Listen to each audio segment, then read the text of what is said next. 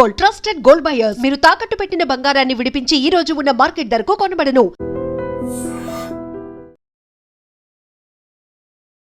So ఈ మధ్య కాలంలో రక్త సంబంధం అని లేదు, కట్టుకున్న భర్త అని లేదు, ఎన్నో ఘటనలు ఇష్టం వచ్చినట్టు చంపి పోలీసుల దగ్గరికి అమాయకంగా వెళ్ళి కనిపించట్లేదు అని కంప్లైంట్ ఇచ్చి తర్వాత దొరికిపోయిన ఘటనను కొన్ని వందల కొద్దీ చూసాం మనం. సో ఇదే తరహాలో జయశంకర్ భూపాలపల్లిలో మరో ఘటన చోటు చేసుకుంది. సవితి తల్లి తన కూతుర్ని అతి కిరాతకంగా చంపి క్షుద్ధ పూజలు చేసిన నరబలిలాగా సృష్టించింది ఈ కేసు డ్రామాని. అదేవిధంగా అంతకుముందే భర్తను కూడా చంపింది.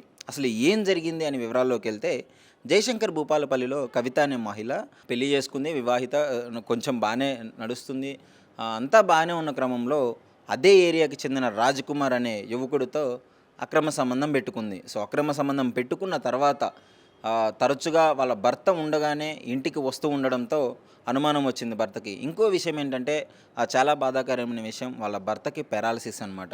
సో వాళ్ళ భర్తకి పెరాలసిస్ ఉందని తెలిసి భర్త బతికుండగానే ఇంకొకరితో అక్రమ సంబంధం పెట్టుకొని, సో భర్త ఉండగానే ఈ విధంగా రావడంతో భర్త నడవలేని స్థితిలో ఉన్నా సరే కొంచెం ఘర్షణకు దిగడం జరిగింది.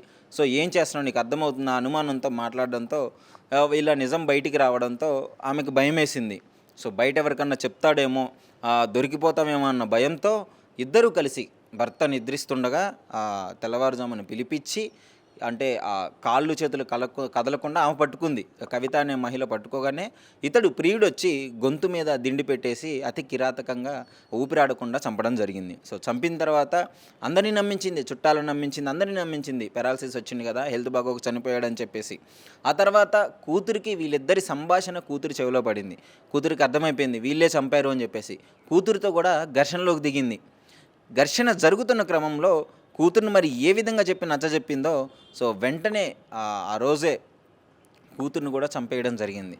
ఎందుకు, ఈ విషయం ఎవరికన్నా బయట చెప్తుందేమో, ఎన్ని చెప్పినా సరే నమ్మకూడదు అని చెప్పేసి అతి కిరాతకంగా, అంటే భర్తని చంపిన కొద్ది రోజులకే కూతుర్ని కూడా, వర్షిణిని పాపం చంపడం జరిగింది. సో చంపిన తర్వాత వీళ్ళిద్దరూ మళ్ళీ పోలీస్ స్టేషన్కి వెళ్ళి అక్కడ కంప్లైంట్ ఇవ్వడం జరిగింది. ఆమె ఒక్కతే కవిత వెళ్ళి కంప్లైంట్ ఇవ్వడం జరిగింది, నా కూతురు కనిపించట్లేదు అని.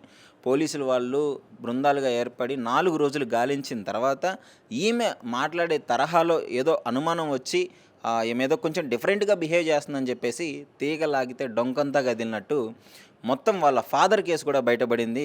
తండ్రిని కూతుర్ని అతి కిరాతకంగా చంపిన కవిత అయితే ఇప్పుడు రిమాండ్లోకి తీసుకోవడం జరిగింది. అతడు ప్రియుడు రాజకుమార్ని కూడా తీసుకోవడం జరిగింది. ఈ మధ్యకాలంలో మీరు చూడొచ్చు, అసలు ఎంత దారుణమైన ఘటనలు చూస్తున్నామంటే, అసలు మానవతా విలువలు పడిపోయి మనుషులు మృగాల్లా ప్రవర్తిస్తున్నారు. సో ఇదే తరహాలో ఈ మృగం కూడా సవితి తల్లి అనే ఏముందండి, తల్లి అంటే మాతృతత్వానికి ఒక గుర్తుగా ఉంటుంది. అలాంటిది బయట బిడ్డలనే కన్నతల్లులు ఎంత బాగా చూసుకుంటారు, అలాంటిది సవితి తల్లి అయినా కానీ సరే ఇంటికి వచ్చి ఎంతోమంది తల్లిదండ్రులకి ఆదర్శంగా నిలిచిన వాళ్ళు కూడా ఉన్నారు. ఈ విధంగా చేసిన ఇలాంటి మహిళకి అతి కఠిన శిక్షలు పడాలని చెప్పేసి చాలామంది కోరుకోవడం జరుగుతుంది. ఎందుకంటే ఈ విధమైన ఘటనలు ఎన్నో చూస్తున్నాం మనం. సో ఇదే తరహాలో ఆమెనైతే రిమాండ్లోకి తీసుకోవడం జరిగింది. సో మొత్తం వివరాలు అయితే బయటకు వచ్చి, ఇంకా చంపిన విధానం చూసి, ఇంకా ఏంటంటే అప్పుడు వరదలు వస్తున్నాయి కదా, ఫుల్గా వర్షాలు పడి, సో ఎక్కడో నదిలో పడేద్దామన్నట్లు వచ్చారు. కానీ వరదల ప్రాంతాల్లో పోలీసు వాళ్ళు నిఘా ఉంచడంతో భయమేసి రోడ్డు పక్కన ఒక అడవిలోకి తీసుకెళ్ళి పడేసి మొత్తం చుట్టూ పసుపు కుంకుమ చల్లి ఆధార్ కార్డు కూడా పెట్టి దీన్ని ఒక నరబలిగా సృష్టించడం జరిగింది. ఎవరో నరబలి చేశారు, కూతుర్ని చంపేశారు అనే విధంగా తరహాలో ఒక డ్రామా సినిమాటిక్ లెవెల్లో సృష్టించడం జరిగింది. కాకపోతే నిజం ఎప్పుడైనా బయటకు వస్తుంది కదా, పోలీసు వాళ్ళు వారి స్టైల్లో విచారణ చేయగానే మొత్తం బయటకు వచ్చేసింది. సో అసలు ఈ ఘటన పైన మీ అభిప్రాయం ఏంటి, మీరేమనుకుంటున్నారు? ఈ మధ్య కాలంలో ఇలాంటి జరిగే ఘటనల గురించి మీ అభిప్రాయం ఏంటి అని డెఫినెట్గా ఎందుకు జరుగుతున్నాయో కూడా మా iDreamతో షేర్ చేసుకోండి. And for more videos, please subscribe to iDream. Please subscribe to iDream. Please subscribe iDream. And please subscribe to iDream. For more videos, subscribe to iDream. please like, share and subscribe to the channel. Congratulations, iDream. Subscribe to iDream. Subscribe to iDream. So subscribe to iDream Media. iDream ki iDream team andarki huge congratulations. Please subscribe iDream Media. Please subscribe to iDream.